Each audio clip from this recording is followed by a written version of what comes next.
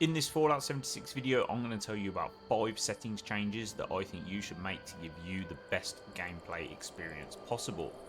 Okay, so the first change is that you can now turn off camera shaking under the display settings. So no more of your camera going absolutely wild when someone launches a fat man.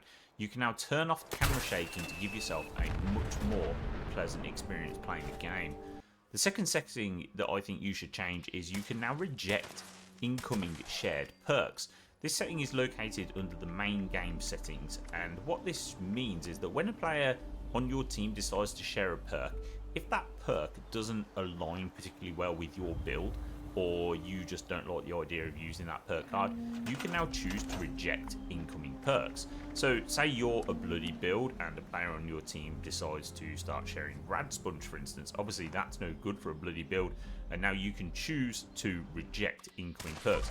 The only issue with this is obviously if you choose to reject incoming perks, it means you reject all your team's incoming perks. You can't pick and choose which ones you want to take. The third setting change that you might want to make is you can now make your backpack invisible. This is a great setting if you find an item of apparel that you really like, but you can't find a backpack skin that goes particularly well with it. You can now simply make your backpack invisible. So for me, I like using the Elder's Battle Coat, and I haven't been able to find a decent backpack skin that sort of goes well with the Elder's Battle Coat, so I now make my backpack skin invisible. Another setting change that you should make is to ensure that you have your damage numbers turned on. This will now show damage numbers for everything you inflict damage to, be that enemies or even vehicles.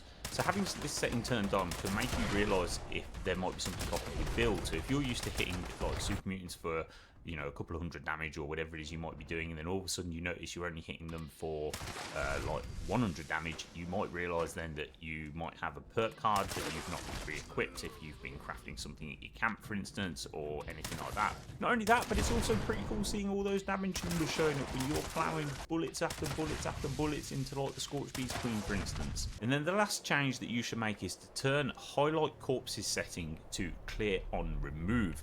This setting will mean that any enemies you kill, their corpses will remain in place until you have looted them completely. So let me know if there are any settings changes that you make that aren't in this video, and if you found this video helpful, make sure you hit the like button and subscribe to the channel for more Fallout 76 content.